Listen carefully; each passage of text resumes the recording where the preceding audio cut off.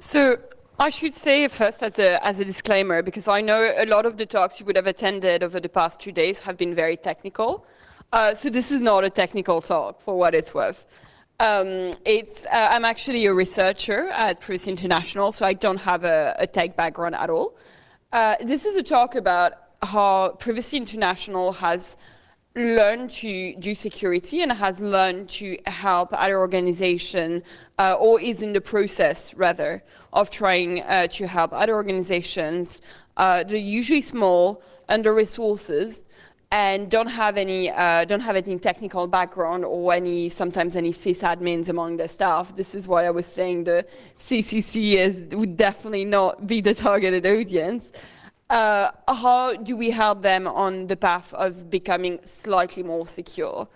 And what I'm hoping you'll get out of this talk, and this is why you are actually the targeted audience, is that I think it's really important that more and more people working on InfoSec kind of take those stories into account, because security and InfoSec is not an abstract science. It's about the lives of people, and this is what this talk is about. It's telling you a little bit more about the lives of the people we work with and what have been the security challenges, and how we're trying to get things.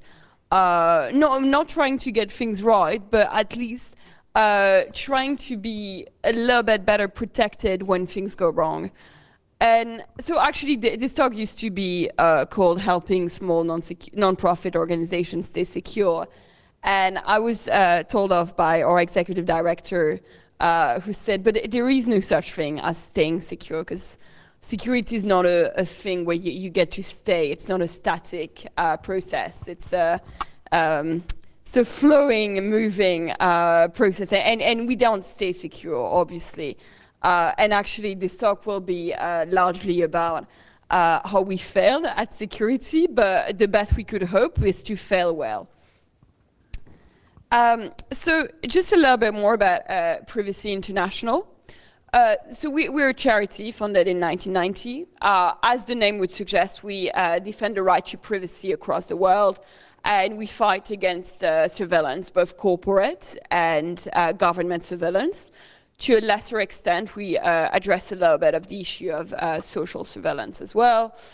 We are based in London, and I mean, when you have privacy in your name, you can't really afford to get security wrong, basically. We can't have the list of our donors or the list of the database of people who've signed up to our mailing list being leaked. So actually, as an organization, I mean, we are, in total, we are 20 members of staff, a little over 20 actually, and we have 3 people that are dedicated to security. And we try, I mean, we have to walk the walk and talk the talk, really, because we have to get it right. We can't, as I say, we can't really afford to have any security breaches. This is not an invitation for you to hack into a system to see if you can break it. Although if you do that, please email us and let us know before you release it in the wild. So how do we do security? As I said, it was a lot about failing and trying to fail well. And by that I mean we've learned a lot from the mistakes we've made. So I joined Privacy International back in 2014, and so when I joined there was the guy who's in charge of there was at the time we're a much smaller team, and there was only one person who's in charge of communications. And during essentially the whole year, I would hear him talk about how he was working on the new website. And he was basically building this like really shiny, new fancy website. The website. And so we had this like great snazzy fancy website for a month. Because a month after the launch of the website, so it was literally right before the Christmas appeal, where we were going to hope that, ask people for donation and launch this like big Christmas donation campaign. Drupal released a critical vulnerability. And the problem was this very fancy website we had created, we couldn't patch it. So we had to take down the website and we had to rebuild everything from scratch using a vanilla version of Drupal where we actually had control over that website. So it took another year, basically. So for many months, we had this like literally HTML page that says, sorry, we don't have a website. We also learned from the organization we work with. And this is the thing I really wanted to focus on, because as I said, I mean, Privacy International, we're pretty lucky. We have, as I said, we have several members of staff dedicated to all security. But the international part of our name, the way we do work abroad, is that we work with a network of organizations across the world. They're based in Latin America, in Sub-Saharan Africa, in the Middle East, in North Africa, in Southeast Asia, in South Asia as well. And our work with this organization is about what we call capacity building. So capacity building is essentially helping other organizations grow stronger by doing a lot of knowledge sharing. For a lot of those organizations, there's also a financial relationship, so we fund them. And we do re-granting. We help them sort of, getting better at becoming financially sustainable, human resources, and all aspects of this. And obviously, we quickly realized that if we were to do capacity building, we had to look at the question of security and how those organizations handle security, because obviously this is how we do things, and we think that like those organizations should also benefit from what we had learned. Now, those organizations, I should say, have a slightly different threat models from ours. It's not just because, we have security staff and they may not have it. It's also because their experience of security, the threats that they face, are very different from ours.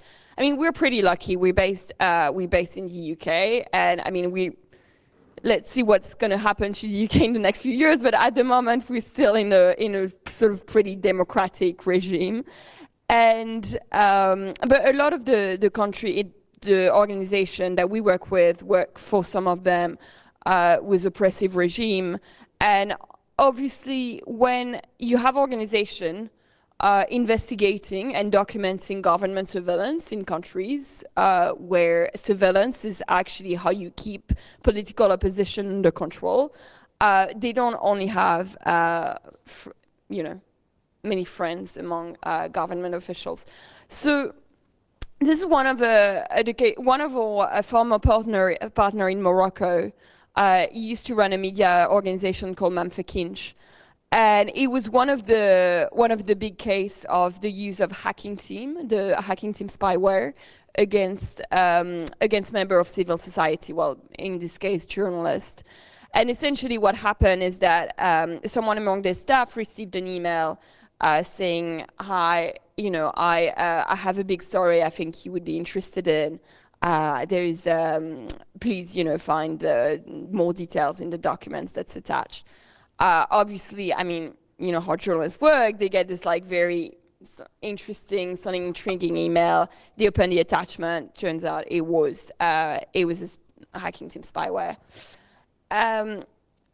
But we also have, so this is not necessarily very sophisticated spyware, but there was what's sophisticated about this attack was the quality in Egypt, of the phishing. And what happened in this case was one of the organizations we work with in Egypt, and actually a couple of organizations were targeted in the same way. They were all organizations that received foreign funding. There's sort of quite a lot of arrests among civil societies. And what would happen is that someone in the organization got arrested, and a couple of hours after, very, very quickly actually, after the arrest, they would get an email from what appeared to be police forces saying, "Hi, here is the arrest warrant for the employee of your company whom we've arrested." Obviously, they would open the email. It turns out that, again, it was a malware. Now, this is quite a different case. So this is This is an article from a Chilean newspaper, which is a conservative newspaper, I should say. And it describes the funding of an organization that works on gender rights and access to abortions, among other things. So for the past year, I was working on the intersection of gender rights and the right to privacy. And so this is how I heard about this story. This is not directly one of our partners. This is someone who told me this story. Because obviously, feminist organizations that works on gender rights issues are often one of the organizations that are at risk. And what happened to them is that their office got burgled, and their computers were stolen. And initially what they assume is that it was just someone who's stealing the computer to try and resell them. And they didn't think much more about this. They just got new computers. Until this article came out a couple of months after. And this article contained information from about this organization that could have only been obtained from having access to the content of the computers. So really, the reason I'm telling you the stories is to kind of reflect the diversity of the phrase they face, because obviously burglary, having someone who comes into the office, phishing attack, sophisticated spyware like Hacking Team or potentially Finfisher, those are really sort of the potential threat that those organizations face. So as I said, we learn from our mistakes. We learn from working with those organizations that are at risk. But we also learn from companies that really should have known better. And I think there are two cases that really helped shape our understanding of security and how we should approach security. One of them is the Equifax hack. And the fact that it wasn't a 0 day. It was a 2 month. It was a 60-day exploit. And so someone at Equifax somehow made the decision that their services shouldn't be patched, that somehow their services didn't need to be updated. And there is this question that we ask ourselves, is that where does the responsibility lie? Who was the person that made that decision? Was there, what are the consequences when you decide not to patch, when you don't take security seriously, or when you actively make the decision? Who's responsible? Who's making the decision? And why is it that so often? Because it wasn't the first time. Like obviously, we're talking about like 145 million US consumers who had their data leaked, and this is not the first, and it won't be the last large-scale breach. And yet, I think part of the reason it keeps happening is that it seems to have fairly low consequences on the people at the top of this organization. Now, this is we're a big fan of Hacking Team, as you can tell. This is when a Hacking Team got hacked, and so how do you end up with 400 gigabytes of data exfiltrated from your network over 23 hours? There's two things that happen. Essentially, you have a machine that's allowed to talk to other machines, and this is how you get to exfiltrate every data from the organization. But also no one was watching. No one was watching what was going on with the network, clearly, so that such amount of data managed to be exfiltrated. Now, let's go back to the organization we work with, because so we conducted a security audit to understand kind of what had been their experience and what they had learned. So many of them relied on Google and US-based services for the organization, which isn't necessarily a bad thing. And in terms of the security they had received was often use Signal, use Tor, use PGP, use strong password. So all of this advice are not necessarily bad, although I would definitely not recommend use PGP. But the problem is that it's all focused on the end users. There's nothing that they had received that was focused on the organization. So this is where we come in. We came in and we decided not to think about the end users, but to think about how to address the security of the organization. And this is what led us to think of security as a community healthcare. And so our thinking around this is that when you have a community where everyone's vaccinated, if a contaminated person arrives, well, you might not be able to save them, but at least they won't contaminate the rest of the community. And to go back to what had happened with Hacking Team, the idea is that if you have a computer that's infected, at least it won't spread within the organization, within the other machine within the organization, and you can try and hopefully protect the rest of your organization and the data you're trying to protect. So this is how PhoneSec was born.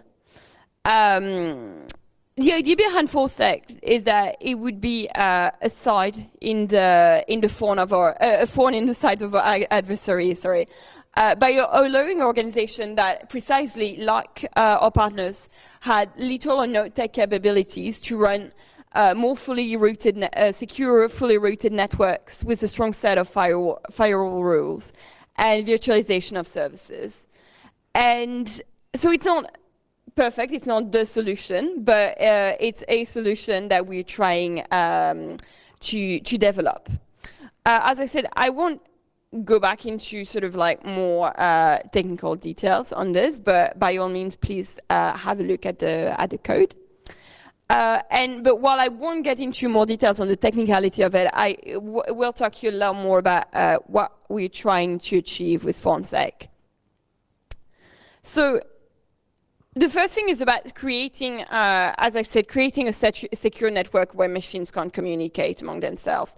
As I said, like we were quite, the Hacking Team case really stuck with us, and we decided, we have staff traveling all the time, like I am at the moment, and potentially, coming back with the same machine. We have interns that come in, and a lot of the organization we work with, I mean, they don't. They had used they used their own machines, their own home computers to conduct their work. They work on like bring your own device kind of organization, and you can't necessarily tell them, well, all your staff you need to buy computers for all your staff, because some organizations just can't afford it. So this is how we started using this as the first sort of like basic rule. Now, the second rule is bringing the security back at the top. And so, as I said, like when you have a breach that affects the security, the data of 145 million US citizens, there really should be someone held responsible for that. And so the way PhoneSec work is essentially the executive director of the organization, when they decide to install PhoneSec, will receive an email, a readable format kind of message, where they are told, look, this services needs to be patched. Do you wanna patch it now, basically, essentially? Now they can make the decision and make the call that actually, the risk that the services are going to go down if it's patched is too big. It's not the right time, and that's fine. But at least this is a conscious decision that they make. They can be held responsible for it. They know why they're making this decision. They're informed that they're also informed that they need the services need to be patched. So it's about putting the responsibility back at the top. It's about making sure that even executive directors that don't have a technical background can understand what they're signing up for, that they understand like what their responsibility is and what they should be doing. Now, the other thing is about regaining control of our network. And again, so that goes back to the Hacking Team case. We ask our partners, so how much data has left your network since this morning in the past year, and what do you consider normal? Now, none of our partners were able to answer that questions. And I'm not sure that initially at Privacy International we necessarily knew how to answer that question ourselves. Now, this is actually a visualization of our network and the traffic of our network. Now, with FoneSec, every morning we receive those emails as the staff, where it tells us, how much has been uploaded from our machine, how much has been downloaded. And the idea is, like, while I was talking about, putting the responsibility back at the top, thinking of security as a community healthcare is also involving everyone and involving every member of staff. And it's about also making sure that, every staff member kind of has a rough idea of, of the traffic that goes on from their machine and to their machine. When you have something unusual that happens, you get this alert. So initially, when we started deploying FoneSec at Privacy International, we used to receive those alerts all the time because we hadn't really adjusted what was normal traffic. So a lot of it was SIMmed, appeared as odd and bizarre. And I think a lot of it is about trust as well. That's really important in an organization, because it's not about spying on the staff or trying to figure out what the staff is doing. It's more about empowering staff members to ensure that they know what they're doing and that they can identify if something goes wrong with the machine. So to give you an example, for example, of my own experience with this. There's a morning where I arrived at work, and one of the guys from the tech team was a bit concerned and said, "Hi, so we had a load of traffic coming out of your machine all night going to Israel." And he said, "You don't need to give me any details, but is that normal?" And I freaked out a bit until I realized I had left my computer open and I was listening to an Israeli radio station. And so this is why there was this ridiculous amount of traffic going on. But again, this is about you being able to say, no, this is normal traffic. The other thing that we're doing is running our services. So we use Drupal, Uncloud, Everbad, Redmine. Obviously, we use free and open source software as much as we can. We all use it within separate virtual machine that's backed up every night. And because obviously backing up, again, is really important in terms of this our philosophy about failing well when things fail. And we rely quite heavily on VPNs. So in order to access all of our internal services, we need to be signed up to the VPNs. So essentially only members of staff that whose machine has been registered by detecting can access those services.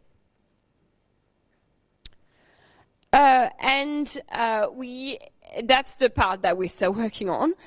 We want to eventually be accessible to all and really be easily deployed with the organization we work with. So that means essentially that organizations that don't have sysadmins, that don't have the local expertise can still easily deploy FoneSec, have access to the services that we run, and be able to keep the organization secure without relying on us, without relying too much on external services and external assistance to be able to stay secure. So that's the part we're still working on, as I said. We're not there yet. We're still working a lot on the documentation, on ensuring that FoneSec become accessible, because at the moment we run it, as I said, we run it in the Privacy International office. Some of our employees run it at home, I should say, employees who are part of the tech team, not the rest of us. But the idea is that it should become easier when time comes. So thanks a lot for listening. As I said, please feel free to check out FoneSec on GitHub and get in touch. I have, for those of you who dared venturing at the front, we have stickers. And let me know if you have any questions.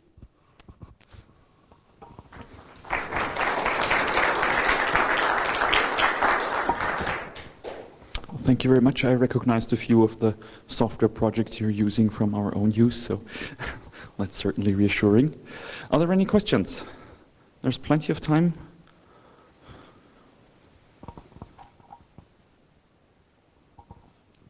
Hi, thank you for your talk. You specifically mentioned sort of delegating the responsibility back to like the top of the food chain.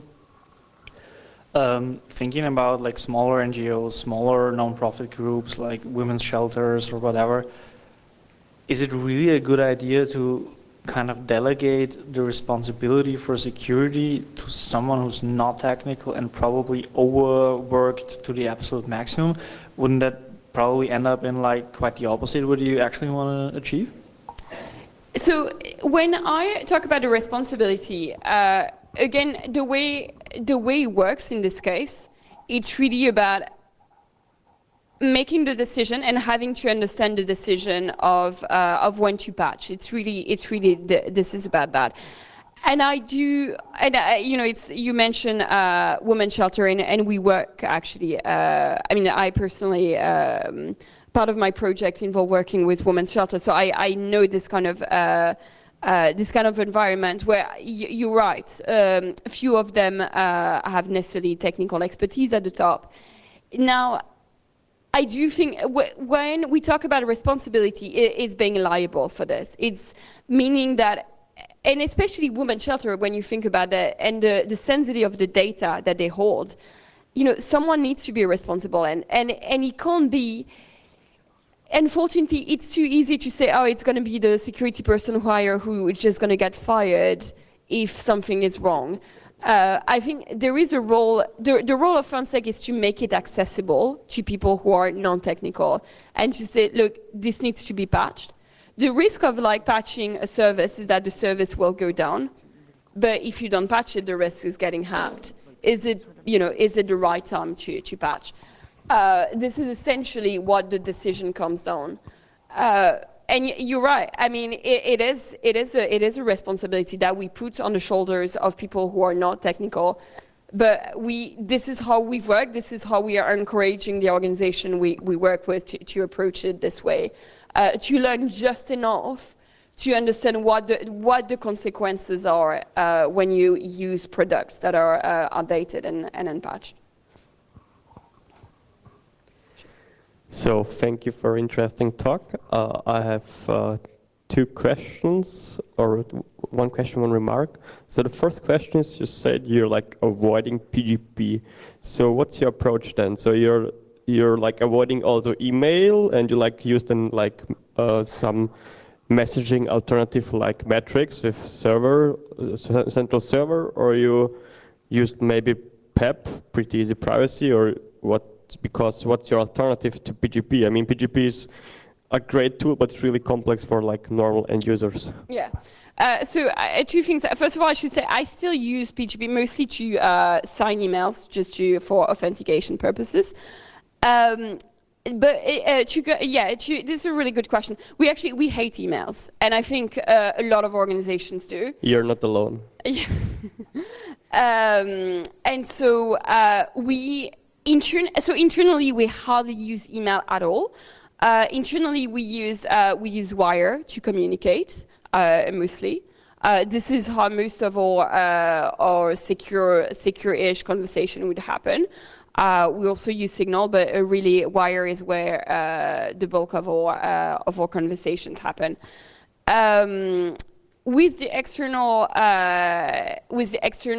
in terms of external communications, we certainly would not recommend that any sensitive information is shared over emails. And I think, for me, one of the important thing I've learned, and when we do a little bit of security trainings, one of the thing that I found was very helpful is thinking about threat modeling and thinking what you're actually wanting to protect. And I think there is there is a tendency in a lot of the crypto party infosec training I've attended, the ones that are kind of like, use Tor, use PGP, of like thinking like, your threat model is necessarily like the state or the NSA or GCHQ, and you need to protect everything. And the truth is, actually what you're really trying to protect is usually not that much information. And the way we think about it, it's actually really brutal, is that we have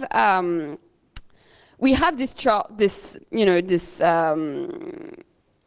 Excel like format kind of document with all our threats. And we think about like, so what are the consequences? Is someone going to get killed? Is someone going to get tortured? Is someone going to get kidnapped? If someone, is it just going to be reputational damage to the organization? What are the, basically we sort of list the consequences of information leaking. And the fact is, like, most information is not necessarily going to get someone killed or tortured or kidnapped if it goes out. And I should say, with most of like external communications we have over email, if they were to leak, well, maybe it would cause embarrassment, but it probably wouldn't be much more than that. Now, I'm a researcher, as I said. I do investigations, and I mean, I like to think that actually the research and investigation team is probably the one that has the most sensitive communications, because we actually handle communications with sources when we do investigations. I certainly wouldn't do this over email. And Signal is actually the best way I've usually gone about doing things, because it's actually still a really easy way to communicate with people. But yeah, again, email is, so we would generally would not only use email for non-threatening. All right, thank you. And one remark, so you showed the tools you use in your organization, and also Etherpad, it's like not maintained anymore, the tool. And I wanna give you an alternative. It's called CryptPad. So which one is not maintained anymore? Etherpad. Etherpad. Okay, yeah. So it's already like not in active development anymore. And there is alternative. It's called CryptPad. It's done by some French people. It's a zero knowledge pad. So on the server you have no knowledge about the data on there. Everything is done in the browser. You can self-host it. And the Chaos Communication Club Vienna is also one instance running. You can like use it for testing for yourself. You can reach it on pets.c3w.at, and that's probably a viable. You can exchange it for that, okay, and great. also recommend it. And because all the stuff is done in the browser via JavaScript, no knowledge on the server, just binary blobs, and you can have like some account and data on it, and also a lot of different alternatives, not only pads, also like polls and doodles and whatever. Great, thank you.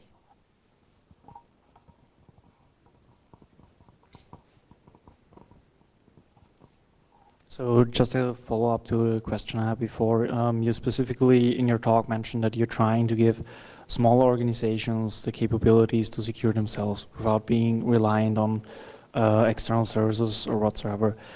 Have you ever thought about giving smaller organizations the tools or the knowledge or even the awareness of reaching out to their local security community?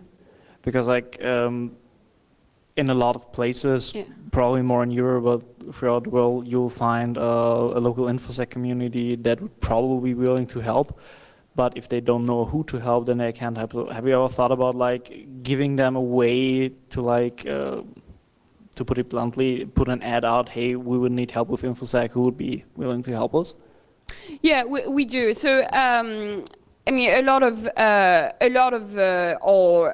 work that we do with those organizations is also doing advocacy together, and so reaching out to other organizations, other local groups. So a lot of our partners would know or be familiar with groups that are in countries and have more tech expertise. It's not necessarily available everywhere. Like I'm thinking, I was in Manila a couple of weeks ago with our partners in the Philippines. I can't. This was something we discussed, but I don't think they really managed to actually find sort of reliable expertise there that were willing, to help and give them a hand on this. But earlier this year I was also in Indonesia, where this is definitely something that they're doing. So it really depends on the context. So yeah, obviously when this is the case, when this is working out, this is great. But obviously again, like there's the whole question of like, how do you end up being like reliant on external expertise that's there that sometimes might no longer be available, or it's basically also what we're trying hopefully to achieve with FontSec is that those organizations wouldn't be so reliant on one person or on one external individual. Because to be fair, like the same is true with like we had actually in Indonesia, for example, or no, sorry, it was in Pakistan. The organization we work with used to have like a techie within their organization. One day he decided to quit and to leave, and so the organization was left with like no tech expertise whatsoever, not really knowing how to run the programs or the services that the person had installed. So there is also this issue as well. How do you make the organization sustainable enough that when staff leaves, the organization can still carry on? So your just suggestion is to spread the knowledge within the organization and get more resilience on the running business. Yeah. And this goes back to putting the responsibility at the top. And I understand like the difficulty of this, but making sure that there is a person who sort of has the control and the knowledge of kind of what's going on, even though they don't necessarily have the technical knowledge. But at least has an understanding of how the service runs, so that this can be passed on through the organization and is not at the mercy of just a member of staff kind of leaving. Any further questions? Okay. Well then, thank you very much, Eva.